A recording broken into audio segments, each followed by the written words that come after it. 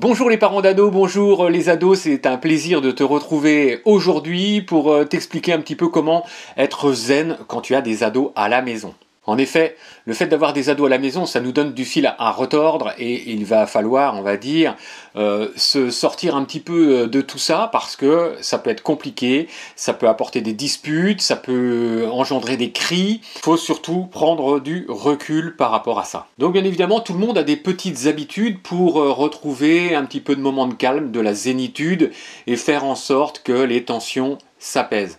Je vais alors te raconter mes 3 façons d'être zen en tant que papa d'ado. Je participe à un interblog d'Olivier Roland sur les 3 habitudes pour rester zen. Alors à la maison, comment ça se passe? Eh bien, tu t'aperçois le dimanche soir que tes ados n'auront rien à se mettre sur les fesses le lundi matin.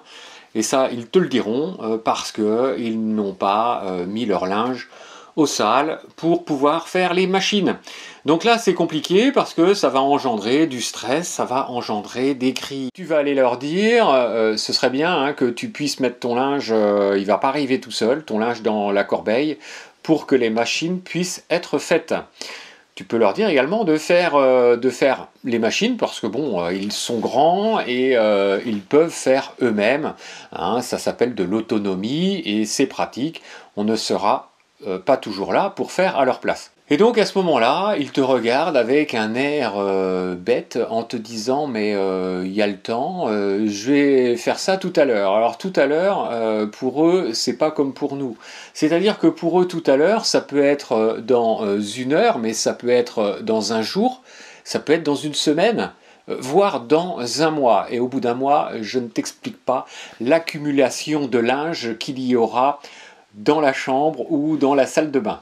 Gentiment, tu reformules, on va dire, ta demande de différentes façons parce que tu as vraiment l'impression qu'ils n'ont pas la même langue que toi. Tu te demandes souvent, mais est-ce qu'ils m'ont compris? Est-ce qu'ils m'ont entendu? On va peut-être aller faire un petit tour chez l'ORL parce qu'il a peut-être des problèmes d'audition. Donc c'est compliqué, tu te répètes, tu redis et tu vois que c'est sans effet. Donc là, qu'est-ce qu'il se passe? Alors à ce moment-là, tu as une chaleur qui remonte au niveau de ton corps, ça remonte au niveau de ta poitrine, ça remonte au niveau de ton cou, et puis tu as l'impression que ça va exploser dans ta tête. Il y a un court-circuit qui va se produire, et là tu vas lâcher un cri, tu vas lâcher une menace, tu vas te mettre en colère, et là c'est pas bon du tout. Donc il va falloir trouver des solutions. Et là, hop hop hop, on arrête tout et on se pose. Donc mes 3 habitudes quotidiennes, les voici. Elles sont super simples, efficaces. Ça marche super bien pour moi, donc essayez-les et je pense que ça marchera également. Ma première technique, c'est la cohérence cardio-respiratoire. Dans un premier temps, qu'est-ce que tu vas faire? Tu vas t'écarter du sujet ou de la chose qui te pose problème. Donc là, le sujet, c'est l'ado. La chose, c'est la tonne de linge sale que tu as au sol.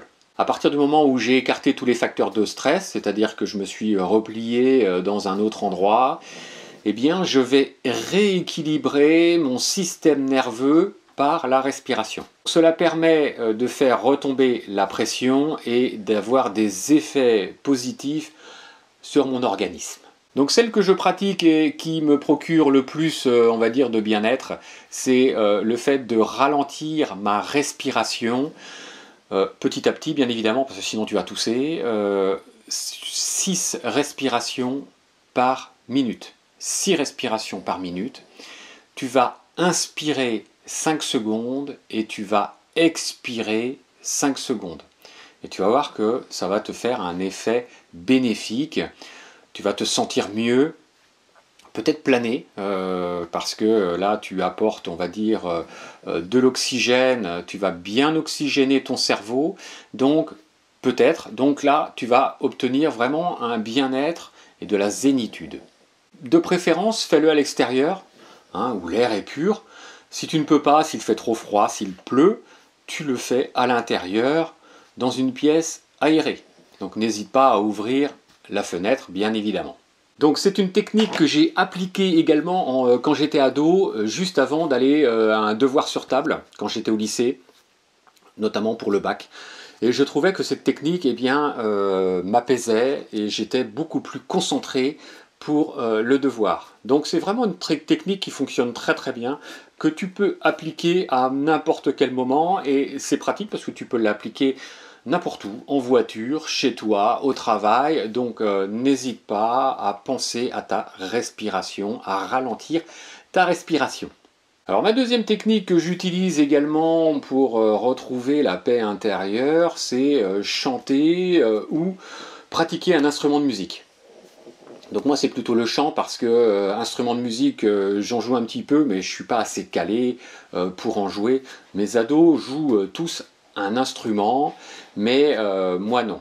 Par contre je chante et je trouve que ça m'apaise énormément. Donc il suffit quoi? Il suffit de chanter, de fredonner ou de jouer un instrument pour que ça te procure, on va dire, du calme. Pourquoi? Parce que ta respiration va se caler sur ton chant ou sur ce que tu joues. Alors bien évidemment, ne joue pas quelque chose du métal par exemple, du rock, vraiment du hard rock. Ne chante pas non plus des musiques trop violentes parce que là ça va faire accélérer ta pulsation cardiaque, ça va faire accélérer ta respiration. Ça peut être bien dans certains moments, mais là nous on recherche à trouver de la zénitude. Donc tu vas prendre des chants doux, mélodieux, et là tu vas voir que ça va aller beaucoup mieux. Face à la colère qui se passait entre moi et mon dado, j'aurais pu partir en colère, j'aurais pu crier, j'aurais pu rouspéter. Là, ça m'aurait libéré de mes tensions, oui. Mais est-ce que tu crois que c'est la bonne solution? Là, tu te libères toi de tes tensions, mais ça crée des tensions entre toi et ton ado. Donc ce n'est pas la bonne solution. Donc ce que tu fais, c'est que toujours, tu te mets en retrait, tu te retires de sa chambre ou tu te retires de la pièce où il est pour faire une pause. Et le fait de faire cette pause-là, tu vas pratiquer un exercice pour être plus zen. Donc là, comme je te le disais, la musique, le chant, eh bien, à partir du moment où tu vas chanter, eh bien, même ton ado, ça va le calmer et il va se poser des questions par rapport à ça. Moi, bien souvent, je me mets à chanter, et bien tout de suite, il y a mes ados qui viennent pour soit chanter avec moi, ou soit m'accompagner au piano ou à la guitare, à la batterie aussi, mais bon, là, ça fait du bruit, mais au piano ou à la guitare, et c'est vraiment sympa, parce que d'une situation, on va dire, de conflictuelle, d'une situation de tension, eh bien, on ramène ça à une situation de calme, une situation apaisante. Et à chaque fois, eh bien, ça permet de se retrouver dans la paix. Tu as pu remarquer que le pouvoir musical procurait diverses sensations. Tu as pu remarquer que lorsque tu écoutais une personne chanter et que ça te faisait vraiment vibrer, tu as les poils qui se hérissent sur tes bras, tu as la chair de poule qui apparaît. Donc, vraiment, la musique, c'est quelque chose qui nous apporte énormément de sensations et de bonnes sensations. C'est pour ça qu'il ne faut surtout pas hésiter. Donc les poils qui se hérissent, la chair de poule, c'est des effets physiques qui se répercutent sur ton bien-être. Donc c'est pour ça qu'il ne faut surtout pas hésiter. En plus, c'est facile à faire. Tu as toujours, on va dire, une mélodie dans ta tête que tu peux ressortir. Moi, la mienne, c'est Elle court la maladie d'amour. Donc, en plus, c'est un message d'amour qui est très très sympa et ça parle des cheveux gris comme les miens et des cheveux blonds comme mes ados. Tu vas peut-être me dire, oui, je ne sais pas chanter, je ne sais pas jouer un instrument de musique. Eh bien là, je t'arrête tout de suite. C'est très facile, hein. Tu vas sur ta tablette ou tu vas sur ton ordinateur, même sur ton smartphone. Tu as des applications karaoké, il suffit de l'installer et puis tu lances ta musique que tu aimes. Même si tu chantes faux, tu vas voir, ça va te procurer de la dopamine qui fait que tu vas te sentir bien et heureux. Donc n'hésite pas, et puis même si tu chantes faux, eh bien c'est pas grave. le principal, c'est de te procurer du bien-être. Je vais te parler de mon troisième conseil pour être zen, c'est mon chien. C'est un véritable antidépresseur. Je vais te la présenter. Tiens, Jazz. Voilà. Viens là. Voilà. Bon, elle est pas. Voilà. Tu peux regarder là? Là. Ouais. Donc elle est là. Elle est super sympa. Elle adore les câlins. Elle adore les bisous. Puis moi, c'est pareil. J'adore lui faire des câlins.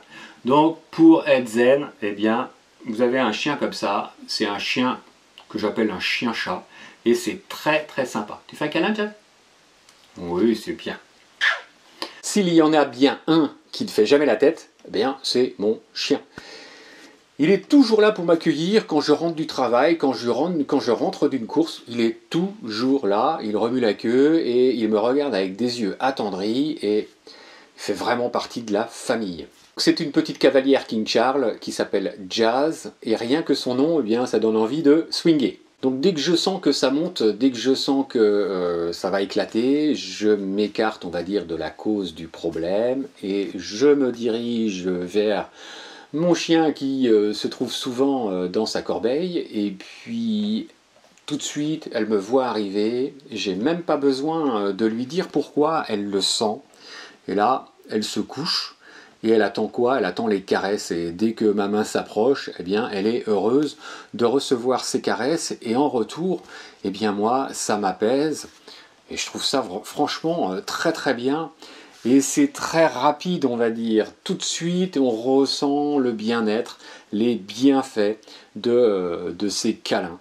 Je la caresse et je sens sa chaleur, je sens son rythme cardiaque, je sens sa respiration. Et je me cale sur sa respiration qui, elle, n'est pas stressée. Hein. Elle est dans sa corbeille, tranquillement, allongée, en train de rêver ou en train de dormir. Et elle me transmet ce moment de calme, ce moment de paix. Si ce n'est pas suffisant, eh bien, je prends la laisse et on va faire une sortie ensemble dehors.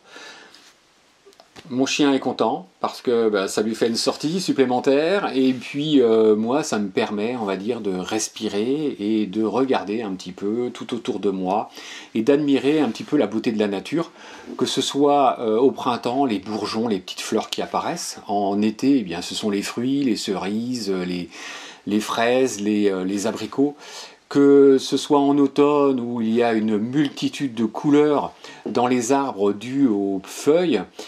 Et en hiver, je ne sors pas parce que c'est moche. Si, je sors. Bien évidemment, là, il pleut, il fait du vent, mais c'est pas grave. Ça permet, on va dire, d'évacuer tous les tracas qu'on a dans la tête, d'évacuer ce qui vient de se passer par rapport au conflit qu'on a pu avoir avec son ado, et ça permet d'être bien et de revenir sur de bonnes bases, de revenir apaisé, et de sentir que tout le poids qu'on avait eh bien, est évacué. Et puis, bien souvent, hein, les petits tracas qu'on a avec nos ados, c'est vraiment des bricoles, c'est vraiment des petits trucs qui sont bêtes parfois, c'est des petites bêtises ou c'est des choses qui sont vraiment anecdotiques, où on pourrait vraiment laisser passer. Bon, je ne te dis pas la tonne de linge dans la salle de bain le dimanche soir, mais bien souvent, ce sont des petites tensions comme ça qui n'ont pas lieu d'être, mais parce que, pourquoi? On est fatigué, on a eu une dure semaine de travail, et c'est ça qui fait que la petite étincelle, eh bien, on part au quart de tour. Donc, j'espère que ces 3 conseils te serviront.